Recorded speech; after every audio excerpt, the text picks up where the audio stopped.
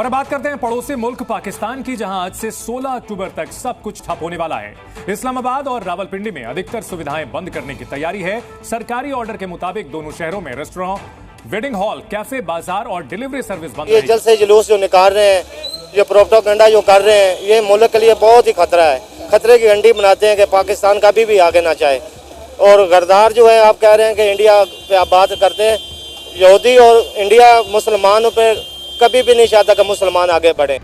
और इस वक्त एक बड़ी खबर पाकिस्तान से मिल रही है, जहां इस्लामाबाद में होने वाले एससीओ सम्मेलन की सुरक्षा को लेकर पाकिस्तान सरकार को अपनी स्थानीय पुलिस और रेंजर्स पर ही भरोसा नहीं। अफसोसनाक खबर आपको देंगे। बलूचिस्तान के इलाके दुक्की में कोयले की कान पर मुसल्लह अफराद के हमले में 20 कारकुन जाम बहक जबकि 7 जख्मी हो गए हैं। वजीर आला बलूचिस्तान सरफराज बुगटी ने कारकुनों के कत्ल की शदीद अल्फाज में मजम्मत करते हुए हुक्काम को इलाके को सील करके दहशत गर्दों के गिर्द घेरा तंग करने की हिदायत। इंसाफ के चेयरमैन यानी कि इमरान खान साहब की, जी हाँ, इमरान खान साहब जो कि पहले प्राइम मिनिस्टर भी रह चुके पाकिस्तान के और आजकल जेल में है। मुख्तलिफ किस्म के जो केसेस हैं इमरान खान साहब वो भुगत रहे हैं, लेकिन बहरहाल ऐसा तो हमेशा से ही होता है। दोस्तों, पाकिस्तान के अंदर आए रोज कोई ना कोई नुकसान हो रहा होता है। आपको पता है, सिर्फ दो दिन के बाद पाकिस्तान के अंदर शंघाई कोऑपरेशन ऑर्गेनाइजेशन की एक इंपॉर्टेंट मीटिंग होने जा रही है, जिसमें पूरी दुनिया से लीडरशिप पाकिस्तान आ रही है। लेकिन आपको पता है कि 20 लोगों को बलूचिस्तान में कत्ल कर दिया गया है। और किसको कत्ल किया गया है? दोज हु आर माइनर्स को कत्ल किया गया। तो डेफिनेटली वो हंगामा जो है वो एससीओ की मीटिंग के बाद ही होगा। एससीओ की मीटिंग से पहले गवर्नमेंट इन लोगों को शायद समझा बुझा के इनके घरों को रवाना कर चुकी है और इस किस्म की कोई गड़बड़ होती हुई हमें नहीं दिखेगी, जिससे हमें ये लगे कि जी पाकिस्तान में सब कुछ जो है वो ठीक नहीं है। और खास तौर पे इस्लामाबाद, जहां पे के सारे मेहमान जिसमें डॉक्टर जयशंकर भी शामिल हैं, वो भी आने वाले हैं और सबकी नजरें डॉक्टर जयशंकर के इस्तकबाल के लिए दरवाजे पे, जैसे कहते हैं कि हम लोग इंतजार कर रहे हैं कि वो कब आएंगे और उनके लिए अच्छा सा। हेलो, जय हिंद दोस्तों, एसपी न्यूज़ 91 में आपका स्वागत है। दोस्तों आपको पता ही है कि एससीओ समिट होने जा रहा है पाकिस्तान के अंदर और वहाँ पर 16 से 18 अक्टूबर तक जो है एससीओ समिट होगा, जिसमें हमारे यहाँ के foreign minister doctor S Jaishankar साहब भी जाने वाले हैं। मैं आपको बता दूं कि इस एससीओ समिट से पहले ही वहाँ पर एक बड़ा बम ब्लास्ट हुआ है, जिसमें कि कोयले की खान में 16 जो माइनर हैं जो कोयले की खान में काम करते हैं उनको जो है मार दिया गया है। 16 लोगों के जो है में हमले में मारे गए हैं। और कहीं ना कहीं ये एक बहुत ही अफसोसजनक बात है कि उधर तो अलग अलग देशों से लोग वहाँ पर आने वाले हैं और एक तरफ वहाँ पर इस तरीके से आतंकी हमले हो रहे हैं। कहीं ना कहीं इस बात का फ़र्क जो है बहुत ही ज़्यादा गलत जो है मैसेज देता है। तो दोस्तों, अब इस बम धमाके पर, इस आतंकी हमले पर पाकिस्तानी मीडिया का क्या कहना है, तो आइए दोस्तों वीडियो को स्टार्ट करते हैं। वेलकम दिया जाए और वो एक अच्छा टाइम यहाँ पर एससीओ मीटिंग अटेंड करके और वापस खैर खैरियत से अपने देश को चले जाएं। अब जी हुआ ये, इमरान खान की पार्टी पाकिस्तान तहरीक इंसाफ ने एक बार फिर अनाउंस कर दिया है कि 15 अक्टूबर को वो इस्लामाबाद डी चौक पर प्रोटेस्ट करेंगे। जी हाँ, आपने सही सुना, इमरान खान की पार्टी पाकिस्तान तहरीक इंसाफ की तरफ से अनाउंसमेंट की गई है कि जी अनाउंस उन्होंने ये किया है कि वो 15 अक्टूबर को इस्लामाबाद के डी चौक पे एक बार फिर प्रोटेस्ट के लिए आएंगे। यानी कि 15 और 16 अक्टूबर जब ये एससीओ की मीटिंग है और वो भी तकरीबन उसी एरिया में है जहां पर के ये डी चौक बताया जाता है, उसके आसपास ही जो है कन्वेंशन सेंटर है और उसी तरफ रोड्स जाती हैं। वैसे तो पूरे इस्लामाबाद में रेंजर्स लग चुके हैं और किसी को भी आने जाने वाले को ना सिर्फ ये कि रोका जाएगा बल्कि 3 दिन की छुट्टी भी दे दी गई है, यानी कि स्कूल कॉलेज ऑफिसेज भी बंद रहेंगे। इसके बावजूद इमरान खान की पार्टी ने ये अनाउंसमेंट की है जो कि जिसको लोग पसंद नहीं कर रहे और इसका यही ख्याल किया जा रहा है कि जी आपको कंट्री का जरा सा भी एहसास नहीं है कि लोग आ रहे हैं, मेहमान आ रहे हैं और आप इस तरह का प्रोटेस्ट एन उसी दिन कर रहे हैं जिस दिन ये मीटिंग है। और उसका कई लोग ये भी कह रहे हैं कि हो सकता है इमरान खान के लोग इसलिए कर रहे हैं ताकि ये खबर इंटरनेशनल लेवल तक जाए। सारे के सारे लोग जो आ रहे हैं उनके साथ डेफिनेटली कुछ ना कुछ मीडिया भी होगा और सारी दुनिया का मीडिया जो है इस एससीओ के समिट को कवर भी करेगा। पाकिस्तान के लिए एक बहुत बड़ा चैलेंज है, पाकिस्तान की बहुत ज्यादा रिस्पॉन्सिबिलिटी बनती है कि ये मीटिंग जो है वो खैरियत के साथ हो और खैरियत के साथ जो है वो अपने इख्तिताम को पहुंचे और उसके बाद जो है जितने भी गेस्ट आए हैं आएंगे वो खैरियत के साथ अपनी अपनी कंट्रीज को चले जाएं, उनको यहाँ पे कोई टेंशन, कोई स्ट्रेस, किसी किस्म की परेशानी ना हो।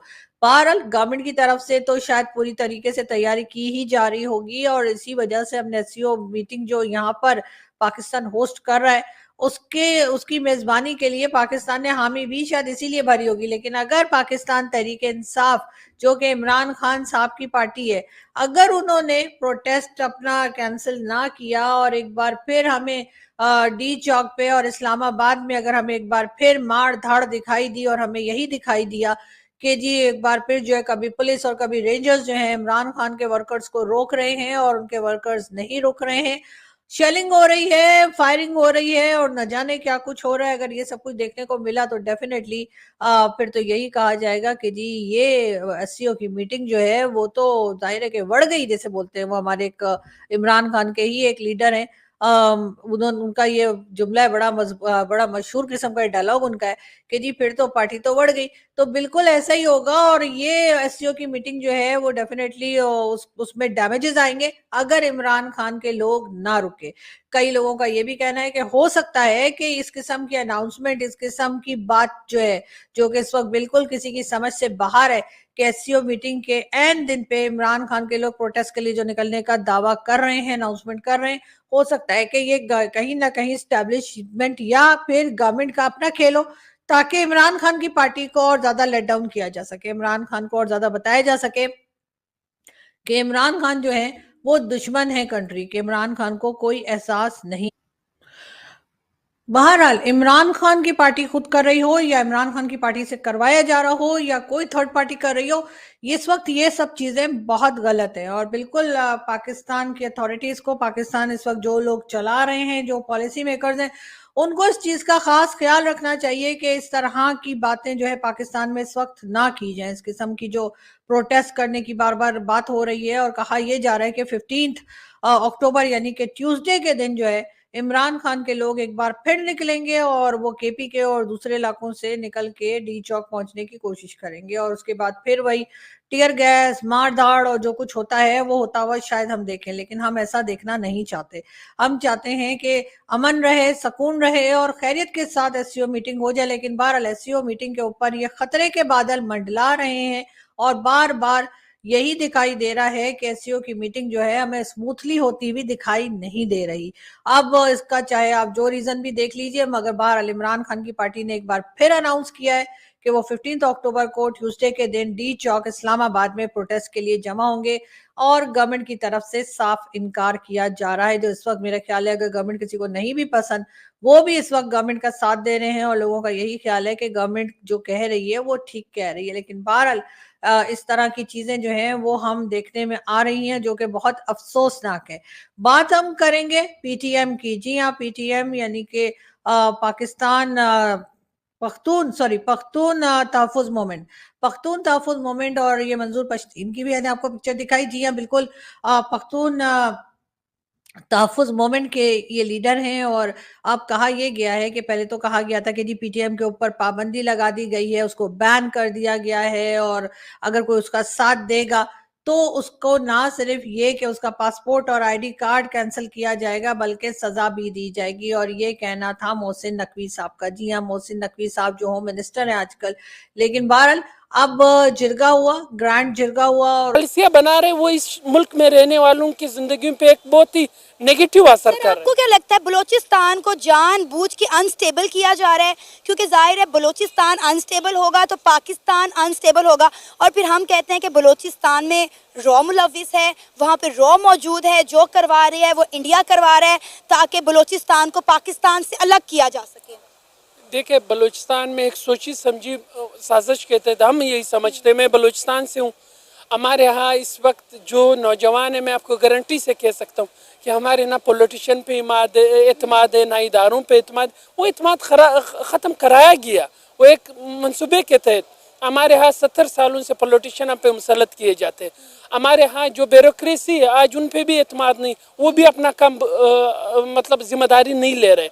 उसकी वजह यही है कि रियासत गैर संजीदा है, आप अगर देख ले पूरे बलूचिस्तान के 16-17 MNA के सीट्स बन रहे, सिर्फ लाहौर शहर के बराबर, लाहौर में भी इतने ही सीट्स बन रहे, मगर उसके बावजूद वो बलूचिस्तान जो है जहाँ पे कुदरती वसाइल बेशुमार, रकोडिक है, संदक है, कोयला है, कापर है, क्रोमाइट है, बेशुमार वसाइल, मगर उसके बावजूद वहाँ पे हालात मुसलसल ख़राब है। और बलूचिस्तान के लोग तालीम के लिए लाहौर आते, कराची जाते, सेहत के लिए लाहौर आते, कराची जाते, रोज़गार के लिए लाहौर आते, कराची जाते। ज़रूरी ज़मीन है, हमारी कुदरती वसाइल है, मगर हम इतने बेबस है कि हम यहाँ पे जो ज़िंदगी हमारे हर एक बंदा गुजार रहा है वो एक तरह से डिप्रेशन का शिकार हो जाता है और उनका इत्मीनान रियासत से उठ जाता है। इंडिया सही कर रहा है ना, इंडिया सही कह रहा है, वो कह रहा है कि हमें ऐसे मुल्क के साथ ताल्लुकात बेहतर करने ही नहीं है जिनके मुल्क से दहशतगर्दी ख़त्म होने का नाम नहीं ले रही। अब देखिए 2 दिन के बाद इंडिया के foreign minister doctor S Jaishankar 9 सालों के बाद पाकिस्तान आ रहे हैं। 2015 में कोई इंडियन मिनिस्टर पाकिस्तान आया था। सर मेरी बात सुने, SCO की कॉन्फ्रेंस